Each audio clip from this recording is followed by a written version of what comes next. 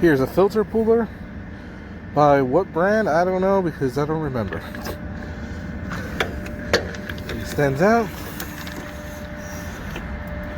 so you can get inside these large units.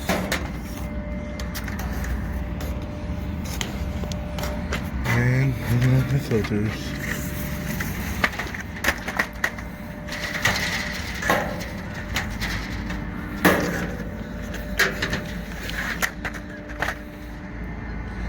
See? Turn it all out. And now you can put in your new filters.